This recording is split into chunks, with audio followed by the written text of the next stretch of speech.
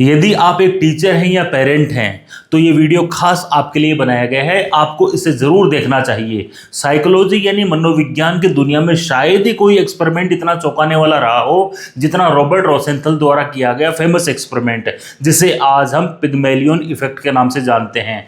इस सिद्धांत का सार ये है कि लोग हमसे जैसी उम्मीद करते हैं हम अक्सर वैसा ही बनने लगते हैं। ये विचार सुनने में साधारण लगता है, लेकिन रोसेंथल ने 2 प्रयोगों के माध्यम से यह सिद्ध कर दिया कि उम्मीदें मात्र मानसिक धारणा नहीं होती, वे वास्तविक परिणाम गढ़ देती हैं। पहला प्रयोग 1960 के दशक में चूहों पर किया गया था। रोसेंथल ने एक कॉलेज के स्टूडेंट्स को 2 अलग अलग ग्रुप्स के चूहे थमा दिए और बताया कि दोनों ग्रुप्स की क्षमता में बड़ा अंतर है। उन्होंने कहा कि पहले समूह के रैट्स यानी चूहे बहुत बुद्धिमान हैं, स्पेशली ब्रेड रैट्स हैं, जबकि दूसरे समूह के चूहे साधारण और कम बुद्धिमान हैं। छात्रों को यह बिल्कुल भी नहीं पता था कि वास्तव में दोनों तरह के चूहे एक जैसे थे। न कोई आनुवंशिक फर्क, न कोई विशेष ट्रेनिंग, यानी कि दोनों ग्रुप्स के चूहे वास्तव में एक जैसे ही थे।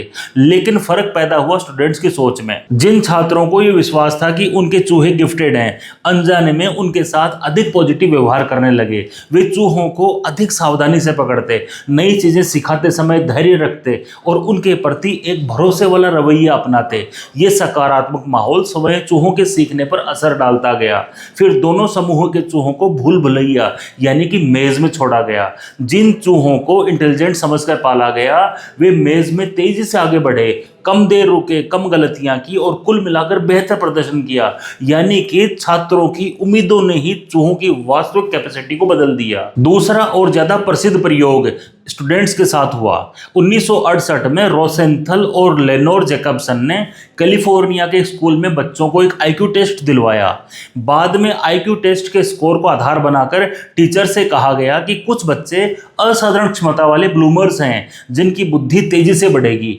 हकीकत ये थी कि इन बच्चों का चयन बिल्कुल रैंडमली किया गया था। इनकी शुरुआती टेस्ट परफॉर्मेंस बाकी बच्चों से बिल्कुल भी अलग नहीं थी। लेकिन 1 साल बाद जब दोबारा आईक्यू टेस्ट किया गया तो ब्लूमर सच में अधिक विकसित पाए गए। शिक्षकों ने अनजाने में इन बच्चों को ज्यादा प्रोत्साहन दिया, अधिक चुनौतीपूर्ण कार्य दिए, अधिक धैर्य और पॉजिटिव एनर्जी के साथ पढ़ाया। शिक्षक जिस बच्चे को योग्य समझते थे उसी में वे सक्षम होने के संकेत ढूंढते रहते और उसी आधार पर अपना व्यवहार बदल देते। इससे बच्चों में आत्मविश्वास बढ़ा, उन्होंने अधिक सीखने की तैयारी की और अंततः उनका प्रदर्शन सचमुच ऊपर चला गया। इन दोनों प्रयोगों से एक गहरी बात सामने आती है, हम दूसरों को जैसा मान लेते हैं वैसा ही उनका व्यवहार बनने लगता है। यह पूरी प्रक्रिया एक सेल्फ फुलफिलिंग प्रोफेसी इसलिए बन जाती है क्योंकि शुरुआत में सिर्फ एक एक्सपेक्टेशन होती है, लेकिन वही धीरे धीरे रियलिटी में बदल जाती है। इसे ऐसे समझिए, जब टीचर के मन में किसी स्टूडेंट के लिए कोई पॉजिटिव एक्सपेक्टेशन बनती है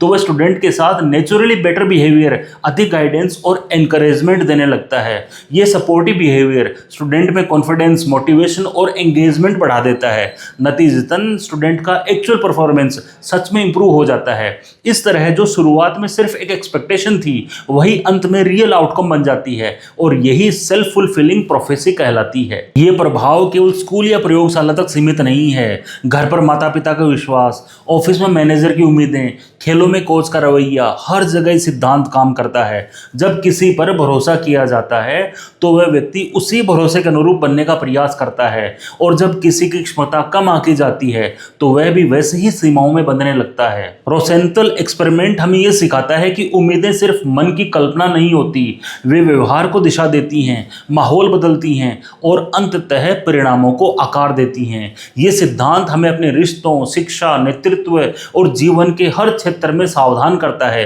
कि हमारी धारणाएं न केवल दूसरों को प्रभावित करती हैं बल्कि उनकी वास्तविक कैपेसिटी को भी बदल सकती हैं। इसलिए ये प्रयोग एक सरल लेकिन गहरा संदेश देता है, दूसरे हमसे जैसी उम्मीद करते हैं हम अक्सर वैसा ही बनने लगते हैं।